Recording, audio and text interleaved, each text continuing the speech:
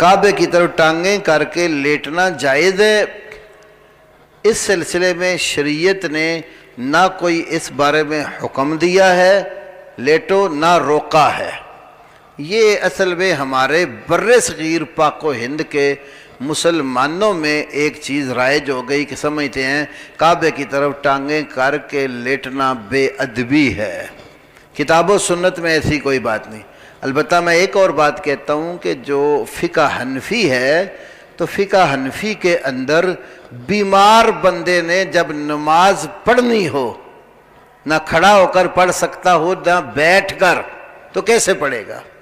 किसी भी हनफी फ़क़ीह से आप पूछेंगे तो वो आपको ये बताएंगे कि बीमार को चारपाई पर लिटाओ, टांगे उसकी किबले की तरफ होंगी, सर पीछे से ऊंचा कर दो ताकि उसका मुंह किबले की तरफ ही रहे, तो इस तरह लेट कर नमाज पढ़ ले।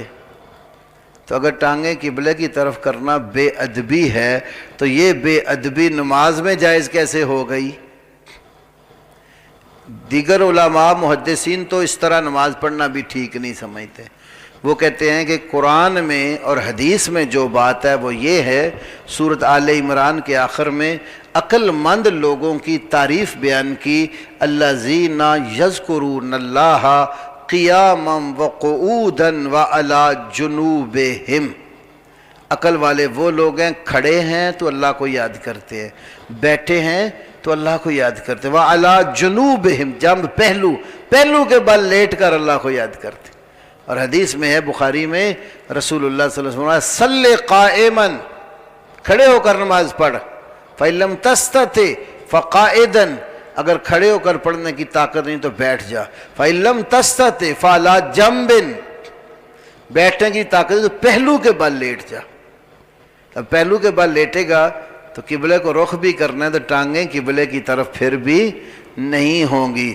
लेकिन जो हमारे भाई ज़्यादा इस मसले को महसूस करते हैं तो उनके यहाँ इमाम अबू हनीफ़ा रहमतुल्लाह अलैह की फ़िक़्ह में लेट कर नमाज पढ़नी हो तो किबले की तरफ उनकी टांगें होंगी और सर पीछे से ऊंचा होगा। काबे की तरफ टांगें करके लेटना जायज़ है। इस सिलसिले में शरीयत ने ना कोई इस बारे में हुक्म दिया है लेटो, ना रोका है।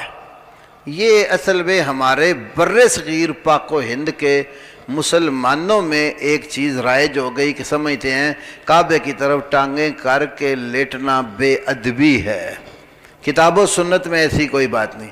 अलबत्ता मैं एक और बात कहता हूँ कि जो फ़िक़्ह हनफ़ी है तो फ़िक़्ह हनफ़ी के अंदर बीमार बंदे ने जब नमाज पढ़नी हो, ना खड़ा होकर पढ़ सकता हो ना बैठ कर, तो कैसे पढ़ेगा?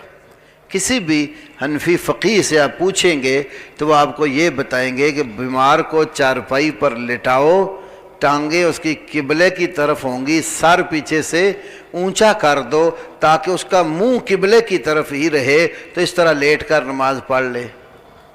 तो अगर टांगे किबले की तरफ करना बेअदबी है तो ये बेअदबी नमाज में जायज़ कैसे हो गई? दीगर उलमा मुहद्दिसीन तो इस तरह नमाज पढ़ना भी ठीक नहीं समझते।